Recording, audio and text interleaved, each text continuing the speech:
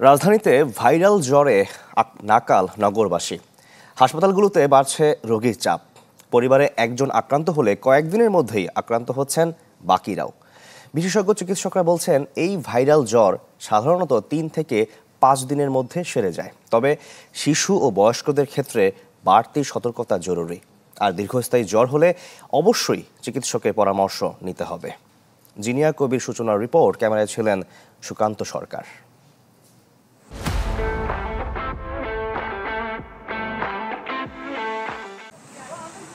বৈশাখের শুরুতে তাপপ্রবাহ বাড়লেও মাস ব্যবধানে ঝড় বৃষ্টিতে তাপমাত্রায় বিরাজ করছে শিথিলতা।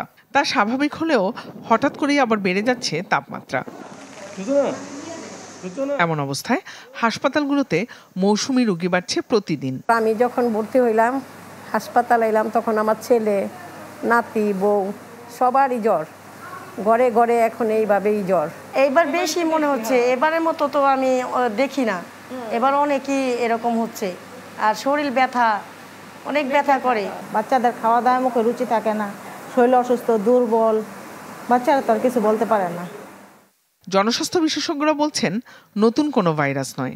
আপাত দৃষ্টিতে তারা মনে করছেন এটি ইনফ্লুয়েঞ্জা। যদিও ছোঁয়াচে বলে সতর্ক থাকার জোরালো পরামর্শ তাদের। দ্রুত এক বাড়িতে অনেকে আক্রান্ত হচ্ছে।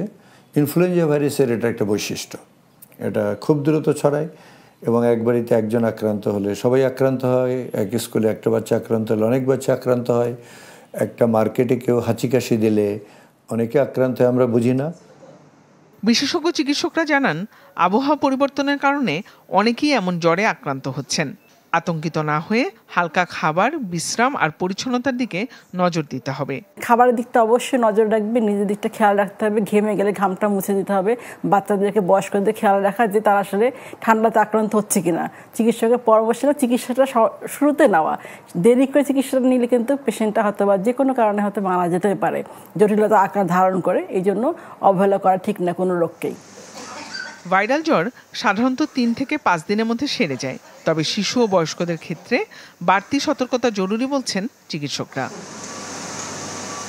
জিনিয়া কবির সূচনা, চ্যানেল 24, ঢাকা।